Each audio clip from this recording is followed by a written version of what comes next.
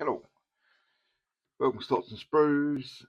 Quick video on an order I received from Airfix for I ordered the 2026 Catalogue and Mystery Kit Bundle, and I also ordered the Airfix Aircraft Mystery Kit Bundle. I think the mystery kit was like £86 and the bundle for this was $9.99.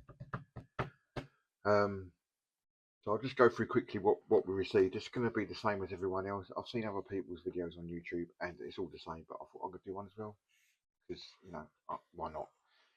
So we received the catalogue, nicely printed, some good information in it, all the usual stuff you'd expect. Go through all the models. So I've had a quick flick through. There's loads of stuff there that I would like to do. The Avro Lancaster is one of them. The Liberator was another one. There's quite a few bits and bobs in here that I'd like to do at some point. I think these kits are quite good as well, and some of the figures are good. So anyway, that's the 2026. That retails at $9.99. So we got that. Let's put that to one side. So I'll go through the kits I've got, which I say is going to be the same as everyone else. I'll start with the 172s. So we received the F4F-4 Wildcat. As I say, I'm new back to the hobby. I'm not a World War II or World War One aficionado. I'm not a plane aficionado. I couldn't tell you about the history of this plane. I couldn't tell you the history about the kit. All I can tell you is what is on the box, like most people do. 2015 design and tooling, decal schemes, and pack 2021. You know, much of a muchness. So that works out at $8.99. $8.99. I like the look of it. I do like the look of it. It's a little stubby little thing, isn't it? So I do like the look of that. 172 scale. Next one we got is the Hawker Tempest. Again, 172 scale. This works out $11.99.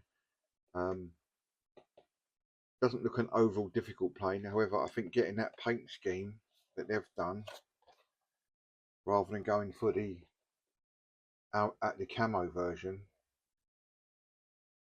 I think might be challenging. That might be a good challenge to try and do that particular colour paint scheme. I think like a bare metal stainless steel kind of aluminium. I don't know what that is, but you know, it's not been painted, is it? So that could be quite a good little tester to see if we can get that in that colour scheme. But overall, the plane doesn't look too difficult. What level is that? If it's a level, yeah, level 2 is about my level. What was the other one? Was a, yeah, again a level 2. They're my current level, I think. We've also got this 172 in the Curtis. This will be back in a minute. That's something else. Again, I do like the look of this plane. 2020 design, tooling 2011, whatever. Skill level 1, so there's definitely 100% up my alley. Skill level 1, and I think I will go for, it's only got one paint scheme, I believe, just one paint scheme anyway, so that's a nice, that looks like a nice little plane as well. I need to get some, I don't know if this string, whatever this radio aerial antenna wire, whatever that is, I don't know if that's included in the pack, otherwise I'll have to get some of that. That's that one. Moving up to the 148 scale. Now again, I think this one come with the catalogue, the 172 one. The 148 come with the mystery kit. Now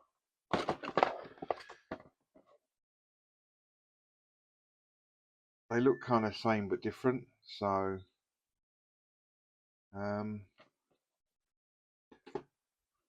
this is a bit more skill level 2, so it's not that challenging. Again, paint schemes, the same paint scheme. Oh, this one's got the tiger on, sharks thing on the front.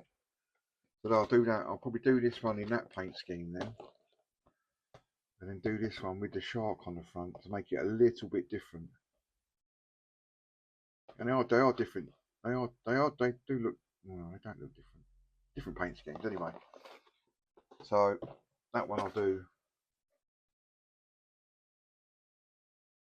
in the. I like this Japanese plane in the background. That I think I see that. It's a Kate or something, isn't it? I don't know. I quite like that. I think this is Pearl Harbor. This is one of the.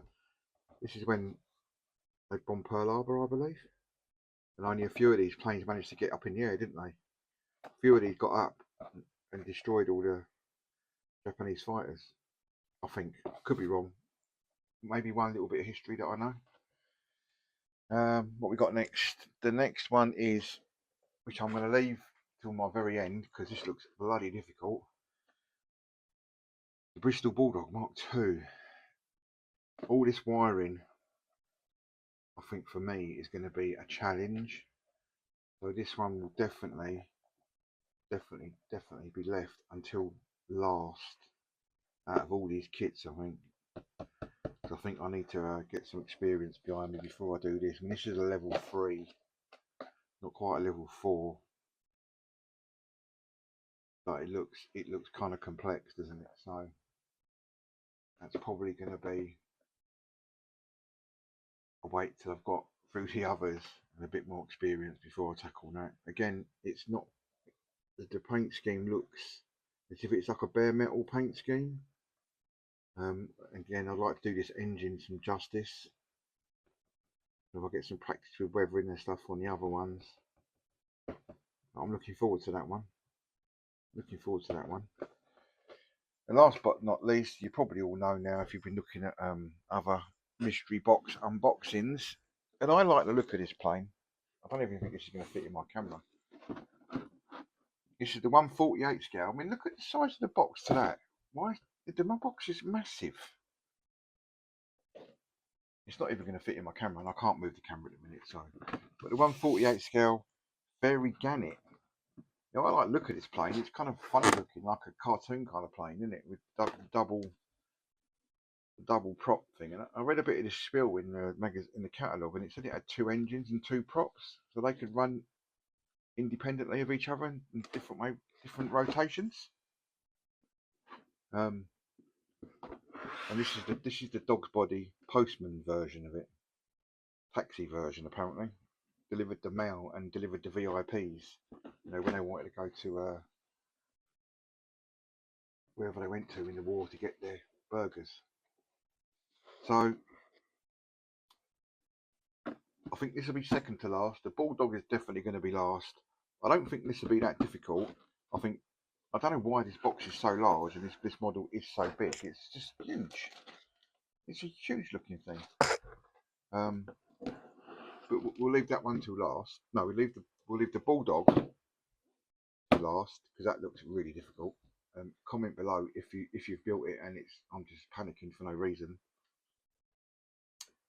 But I think that's going to be a difficult one. Not necessarily. I like it. I mean, the beauty with these boxes is you'll get things that you don't necessarily would buy, I suppose. And they're easy to knock out. So these are level 1s and 2s, which are my level.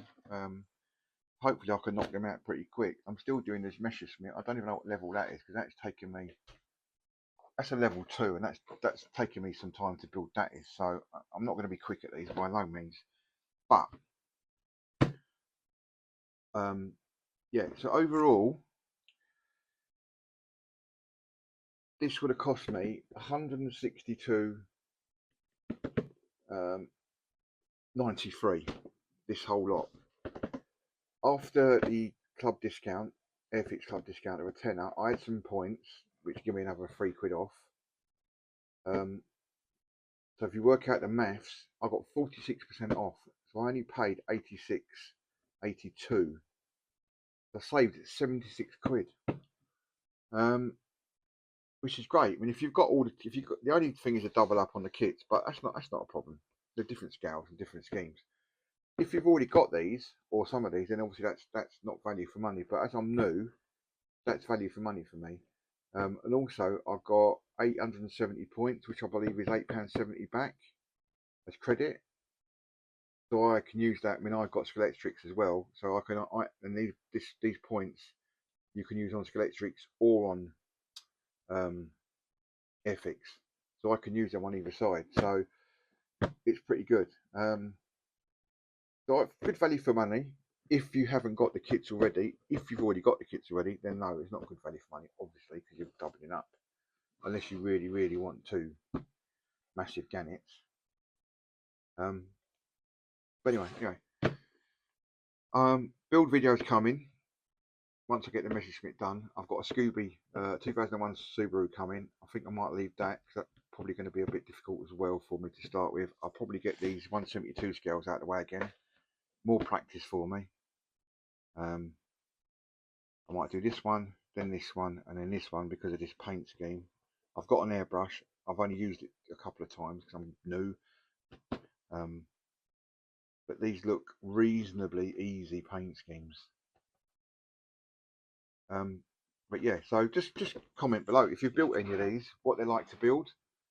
Are they easy for someone who's like an actual? I'm going to say I'm a novice because the last time I built models was way back in the day. When we only had 3 channels and no mobile phones. So just yeah, still here. Thanks for watching, and I'll catch you when I build some of them.